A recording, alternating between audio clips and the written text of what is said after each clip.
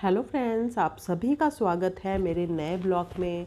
आज पूरे 11 दिन हो गए हैं गणपति बप्पा के साथ। आज हमारी आखिरी दिन है। आज गणपति बप्पा का हम विसर्जन कर देंगे। तो ये सुबह सुबह का टाइम है। मैंने घर में झाड़ू पोछा कर लिया है, नहा चुकी हूँ और सबसे पहले पूजा करूँगी। उसके बाद बाकी सारी और तैयारियाँ हम करेंगे। गणपति बप्पा के हार फूल जो पीछे हमने डेकोरेशन में लगाए थे वो भी थोड़े थोड़े निकलने लग गए हैं सेलो टेप के वजह से। तो आप देख सकते हैं थोड़ी बहुत चीज़ें यहाँ वहाँ से निकल गई है। और चलिए अब पूजा कर लेते हैं। उसके बाद हम बनाएंगे कुछ स्पेशल खाना, क्योंकि विसर्जन है। तो गणपति बप्पा को जाने से पहले, विदा करने से पहले हम अच्छा भोग लगाएंगे, उन्हें खाना खिलाएंगे। उसके बाद फिर हम विसर्जन करेंगे। तो चलिए अब मैं आपको अपने किचन में ले चलती हूँ। यहाँ पे मैंने कुकर में आलू बॉईल होने के लिए रख दिया है और दूध भी निकाल लिया है। तो मैं खीर बनाने वाली हूँ। गणपति बप्पा जब हम लाने गए थे तब मैंने सेवई बनाई थी, तो मैंने सोचा अभी विसर्जन के टाइम पे मैं खीर बना देती हूँ। तो आलू यहाँ पे अच्छे से पक चुके हैं और इसकी मुझे आलू की कचौड़ी बनानी है। तो जब तक आलू ठंडा होता है मैं सब्ज़ी बना लेती हूँ। तो सोयाबीन की सब्ज़ी मैं बनाने वाली हूँ। बहुत ही आसान तरीके से बनाऊँगी, ज़्यादा ताम झाम नहीं होगा यहाँ पे। उसके लिए यहाँ पे मैंने 3 टमाटर, 2 प्याज, अदरक, मिर्ची, लहसुन ये सारी चीज़ें ग्राइंडर में डाल दी है और प्याज को बारीक कट करके बस उसका तड़का लगाएंगे हम। आज का क्लाइमेट कुछ ऐसा है कि बाहर बहुत ज़्यादा बारिश हो रही है। देखिए क्या होता है, हम बारिश में ही जाएंगे या बारिश रुक जाएगी। तो क्लाइमेट तो बहुत ज़्यादा ठंडा हो रखा है, साथ ही बहुत ज़्यादा डार्क हो रखा है क्योंकि बहुत ज़्यादा क्लाउडी है। तो यहाँ पे सोयाबीन को मैंने भिगो करके रखा था 15 मिनट के लिए। और साथ ही साथ दूसरे बर्नर पे यहाँ पे मैंने चाय रखी है। सुबह का टाइम है तो चाय पीने से थोड़ी सी एनर्जी सी आ जाती है। तो बस साथ ही साथ सारा काम करते रहूँगी। इस तरीके से सोयाबीन की सब्ज़ी आप एक बार बनाइएगा। बनाना बहुत ज़्यादा आसान है और बहुत ही टेस्टी लगता है। पूरा सूख गया है और टमाटर का एक अच्छा सा रंग आ जाता है। अब जो भी मसाले हैं वो सारे मसाले मैं इसमें डाल दूँगी और बस थोड़ा सा भून लूँगी।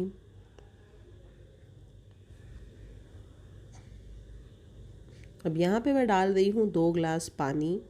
ग्रेवी को वैसे थिक या थिन बनाया जा सकता है, पर सोया चंक्स जो होते हैं ना बहुत ज़्यादा सोक कर लेते हैं वाटर को, तो इसलिए मैंने थोड़ा पतला रखा है इसे। बाद में सोया चंक्स डालते ही वो सारी की सारी ग्रेवी जो है, पानी जो है सोक कर लेंगी। तो बस इसे 10-5 मिनट के लिए पका लूँगी और हमारी सब्ज़ी बन कर के तैयार है।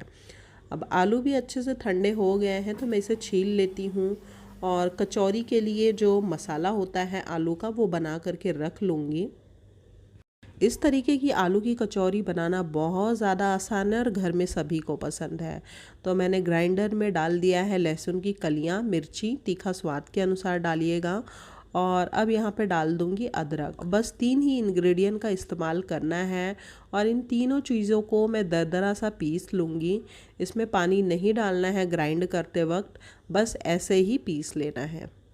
हम भूनेंगे क्योंकि लहसुन और अदरक जो होता है उसका कच्चा टेस्ट ना आए, इसलिए 2 चम्मच तेल डाल के और इसे हम अच्छी तरीके से भून लेंगे। जब ये अच्छे से भून जाए तब मैं थोड़ा सा हल्दी पाउडर डाल के इसे भी अच्छे से भूनूंगी। लो फ्लेम पर 1 से 2 मिनट तक भून लेंगे तो ये इसमें से अच्छी सी खुशबू आने लग जाती है। तो बस ये बिल्कुल तैयार है और अब इसे मैं डाल दूँगी हमारे आलू में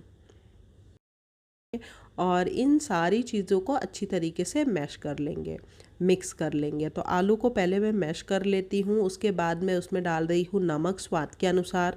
अगर बारीक कटी हुई हरी धनिया डालेंगे तो और अच्छा लगता है, पर फ़िलहाल मेरे पास अभी धनिया नहीं है। तो बस ये कचौरी का मसाला रेडी है। अब मैं यहाँ पे खीर बनाने वाली हूँ। तो 2 चम्मच घी डाला है मैंने पैन में और थोड़ा सा चावल मैंने सोक करके रखा था 15-20 मिनट के लिए। इसे थोड़ा सा भूनूंगी। वैसे तो बिना भुने भी बना सकते हैं, पर जब इसे थोड़ा सा भून लेते हैं तो इसमें से अच्छा सा घी का टेस्ट आता है, तो अच्छा लगता है। अब यहाँ पे 1 लीटर दूध में मैंने डाल दिया है और जब बॉईल होने लग जाए और चावल पूरा 90% कुक हो जाए तब मैंने शक्कर डाल दिया है और इसे मैं थोड़ी देर और पकाऊंगी ताकि थोड़ा गाढ़ा सा हो जाए और थिक हो जाए। तो ये बिल्कुल गाढ़ा हो गया है, चावल भी पूरे पक चुके हैं। अब यहाँ पे मैंने थोड़ा सा काजू बादाम पिस्ता क्रश करके रखा था, खलबट्टे में डाल के बस कूट लिया था, तो बस ये भी डाल दूँगी। 2-3 मिनट और पकाऊंगी और बस हमारी खीर बन कर के बिल्कुल तैयार है। जब ठंडा होगा तो थोड़ा गाढ़ा हो जाता है खीर। तो अब यहाँ पे मैं भगवान जी को भोग लगाने के लिए आलू की कचौरी और पूरी बना लूँगी, साथ ही पापड़ भी तल लूँगी। तो ये स्टफिंग मैंने तैयार करके रख लिया था पहले ही और आटा भी गूँथ लिया था, तो बस इसे बना लेते हैं और उसके बाद टाइम हो गया है, भोग लगा देंगे भगवान जी को। मैंने मोदक भी बनाए हैं, बेसन के मोदक, तो वो मैंने कल रात को ही बना करके रख लिया था क्योंकि पता था सुबह बहुत ज़्यादा काम होगा और टाइम बिल्कुल भी नहीं मिलेगा। तो खाना अगर इस तरीके से स्पेशल बनाया जाए तो उसमें ही बहुत ज़्यादा टाइम चला जाता है। साथ ही घर के छोटे मोटे काम और बहुत सारे होते हैं, तो इसलिए मैंने रात को ही कल मोदक बना करके रख लिया था भगवान जी को चढ़ाने के लिए। तो बस यहाँ पे थोड़ी सी कचौड़ी बना लूँगी और थोड़ा सा पूरी, और सबसे पहले भगवान जी को भोग लगाने के बाद ही हम खाना खाएंगे। तो ये देखिए मेरे भगवान जी की थाली बिल्कुल तैयार है। चावल है, पूरी है, कचौरी है, सोयाबीन की सब्ज़ी, खीर और मोदक। मोदक जैसे कि मैंने आपको बताया कि मैंने बेसन का बनाया था और मैंने कल रात को ही बना करके रख लिया था। आखिरी दिन है तो फ्रेंड्स के साथ, गणपति बप्पा के साथ हम फ़ोटो ले रहे हैं। मेमोरीज होती है, जब भी देखते हैं खुशी मिलती है इसलिए। और बस टाइम हो गया है गणपति बप्पा को घर से ले जाने का। त्रिशा बैठी हुई है, थोड़ी सी दुखी है क्योंकि गणपति बप्पा जा रहे हैं और उसे लग रहा है कि अब घर थोड़ा सा सूना सूना सा हो जाएगा। बच्चों को समझाना थोड़ा सा मुश्किल होता है, लेकिन कोई नहीं, धीरे धीरे समझ जाएगी। तो अब सारी चीज़ें जो भी है भगवान जी की, हार फूल और पीछे जो पत्ते वगैरह रखे होते हैं, वो सारी चीज़ें हम पैक कर रहे हैं। वहाँ जाने के बाद भी हम आरती करते हैं, तो इसलिए मैं कपूर और बाकी दिया बत्ती अगरबत्ती सारी चीज़ें रख रही हूँ ताकि वहाँ जाने के बाद ऐसा ना हो कि हम कुछ भूल गए हैं।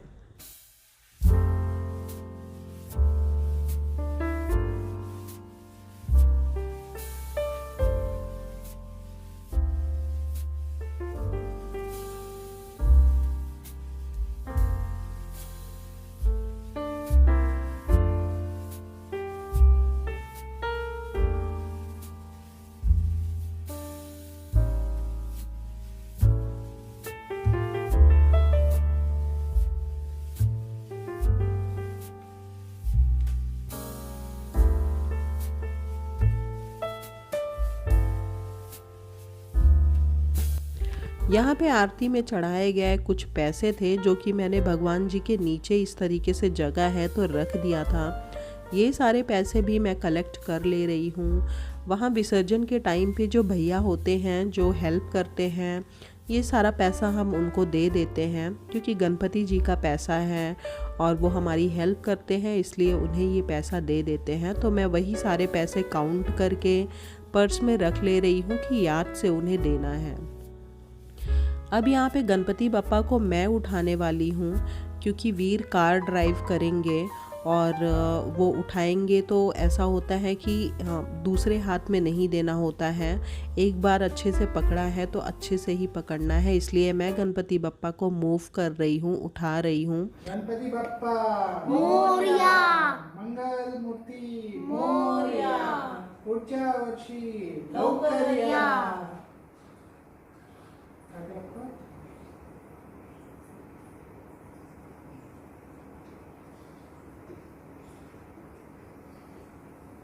गणपति बप्पा मोरया, मंगल मूर्ति मोरया, पुढच्या वर्षी लवकर या। अब हम उस जगह पे पहुंच गए हैं। रास्ते में मैं कोई भी वीडियो नहीं बना पाई क्योंकि मैं गणपति बप्पा को लेके अपनी गोद में बैठी हुई थी। तो बस यहीं पे हैदराबाद में हम विसर्जन करते हैं। हमारे घर के पास ही है, सिर्फ 5 मिनट की दूरी पर, और सारी गणपति यहीं पे विसर्जन की जाती है। तो अब यहाँ पे हम आरती करेंगे और उसके बाद फिर हम विसर्जन करेंगे।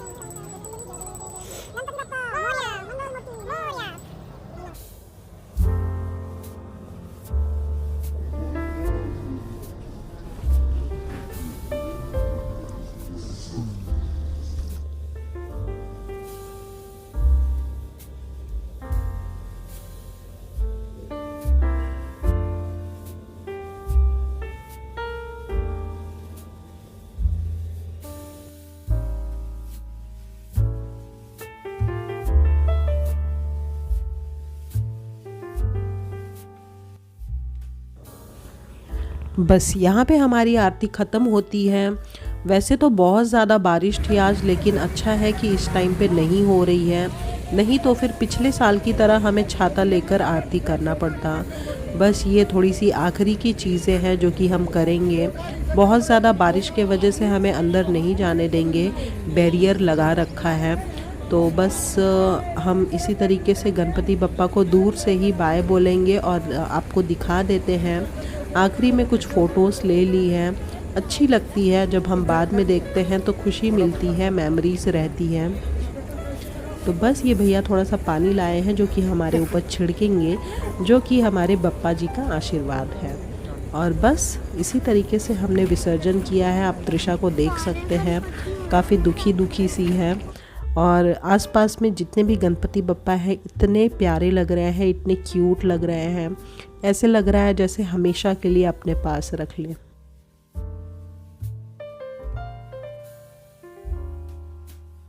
यहाँ पे हम त्रिशा को थोड़ा सा हंसाने की कोशिश कर रहे हैं, क्योंकि थोड़ी सी दुखी थी वो, गणपति बप्पा हमारे चले गए हैं इस तरीके से बोल रही थी। तो बस उसे चीयर अप करने की कोशिश कर रहे हैं और अब हम घर के लिए निकल रहे हैं। आज के ब्लॉग को मैं यहीं पे ख़त्म करती हूँ। मिलती हूँ फिर नेक्स्ट वीडियो में, तब तक के लिए टेक केयर, बाय बाय।